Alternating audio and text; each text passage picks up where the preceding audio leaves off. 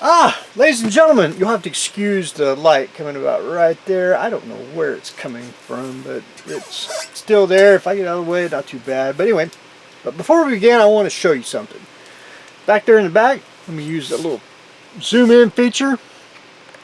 Not that way, it goes this way. Aha. There we go, right there. Ladies and gentlemen, that is the two book nooks I have done and added into the arc here itself.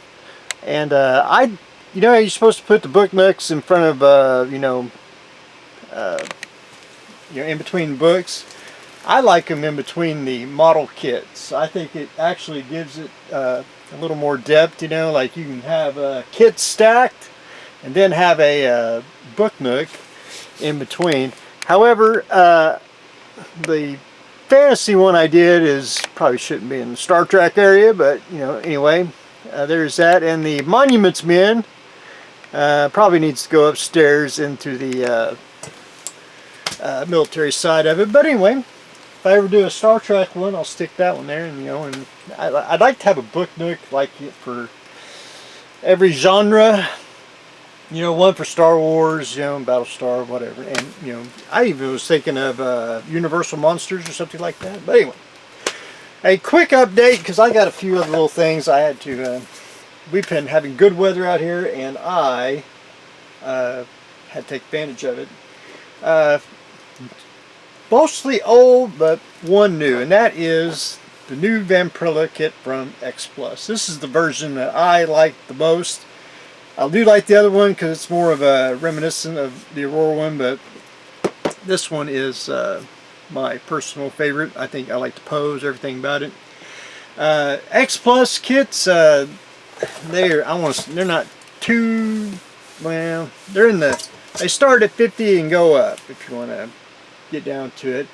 I've only opened one X Plus kit. However, I'm going to probably not open these for a while. These are more like the collector side of things, and I'm still trying to get the monster of the other kits, but the girl ones I shell out the cash for first. So anyway, we're adding another Vampirilla, and this one I don't have. The art. I went to two garage sales, if you will, and one, and it was in the toys, so of course I bought it. That's the Revell Falcon, and if you don't know, you just got to press the little button here, and it lights up, makes sounds. This makes number 4 that I have found really cheap, and I like them. I know a lot of people have hurt feelings on them, and for entry-level kit, especially snap fit, that's way to go. I know as long as they built them and have fun. I even fly it over my head as well, but I think these are usable, and because they're just a good size, and who knows, I may even repaint one day, make a different Falcon or whatever, YT 1400, 1100, something like that. But anyway, that's number 4 on number 4 on these. So I do have a couple in the box, but we'll pick up the newer ones because got the square dish. But anyway, we'll add these to the art. Then I went to the sale, and it was like the only thing on the table. I couldn't even believe it. I really got out because I thought it had toys out, but it didn't have. But anyway, this was on the table. This is the old Hawk Supermarine, and if y'all don't know, and I probably mentioned it before, and some people do, some people don't know, but if you ever want to know the price of a kit back in the 50s and 60s, all you had to do is look at the last digits on the number there. That's a 50-cent kit, and I know it's the model number, but that's how they got the price back then. This kit is incomplete for one reason. The kit is all there, but it's got the wrong instruction sheet. It's got the instruction sheet for the dart. That's pretty. It ain't as. It's kind of assembled to took back apart and put back in the box so the decals on. But anyway, it's one of those, and I didn't have time to go look it up, you know, and see the age, you know, see when Hawk came out with their little series of kits here. I do like the sides of the box. I know it's like about 72nd scale ish, and I just think it's they don't make boxes like that. I mean, it's heavy wrap, you can see all the way around, you know, just thick. To me, they just last longer, and they're more, I think, more vibrant. But that is just me. But anyway, we're adding another Hawk kit to the art, and I don't know this company at all, and the only reason why I bought it is I was buying a bunch of action figures at a it's like an antique store I frequent every week, and this was in a bag hanging up on a wall, and it said Soldiers of the 100 Years War, and the only reason why I bought it because it said 135th, and then I'm pretty sure it's just you know, plastic knights. But 35th, 32nd scale knights, I couldn't resist. I don't know if I got some. Where would the... If it's not on this side, probably be upstairs. But anyway, I never... I don't even know who the brand this is. And of course, I forgot my glasses and I can't read. The accurate figure... No, that's not it. But anyway. Plastic knights. And still sealed too. So I thought, well, you know, we'll... probably need to have that for the shed, you know, who knows, may do some night thing. And I was even thinking nights on a, that's where the fantasy night came from, was an idea of doing a night, something like that, Knights Templar. May have to do a real night for the another book nook. There's a couple places here in town that I frequent every weekend.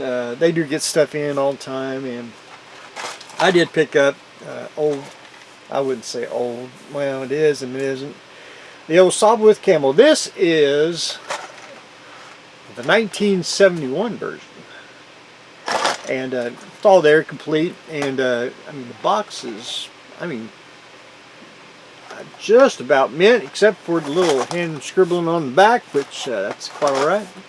But the box itself was in really good shape, and I'm pretty sure I have a 70s version, but I'll have to go look up. I know I should have a couple of older ones, and but anyway, you know, I do like vintage kits, which I got a couple other ones over there on Revell, but we'll have to talk about next time, because I am trying to do things here in segments. So we're doing airplanes, and we're going to be doing cars today. That's why we're doing the ship day. Next time we'll be doing some ships. So, up next, a Palmer kit. Now I have a couple of Palmers, and then look at the price on that. 50 cents, highway robbery. God almighty. This is 32nd scale, but it says it's suitable for slot cars, and I thought slot cars were smaller.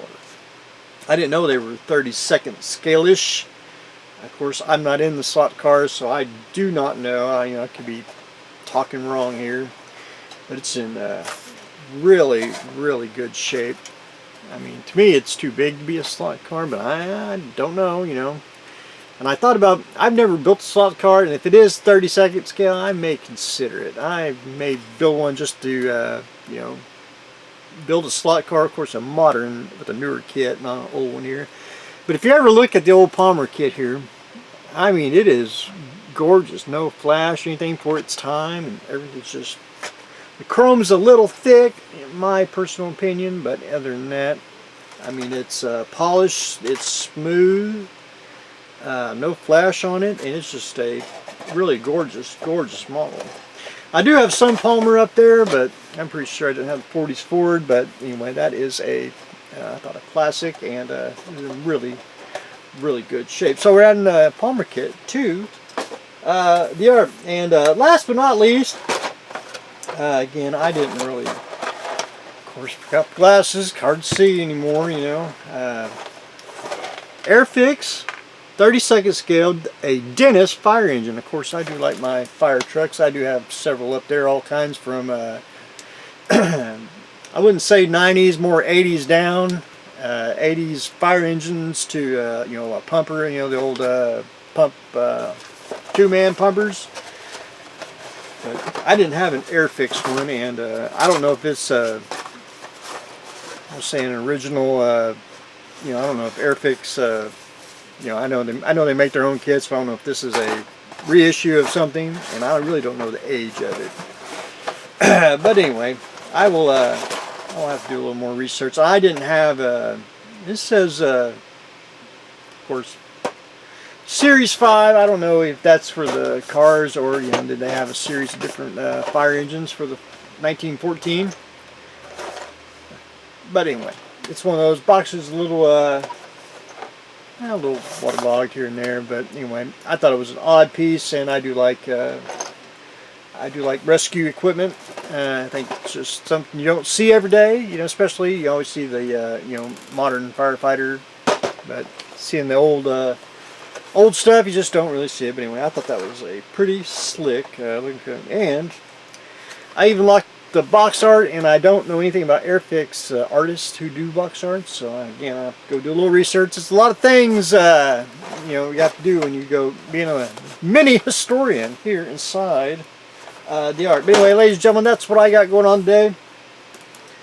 We're adding a little plethora of vintage and modern goodies to the art. But anyway, that's what I got going on today. Stay tuned for the next exciting episode.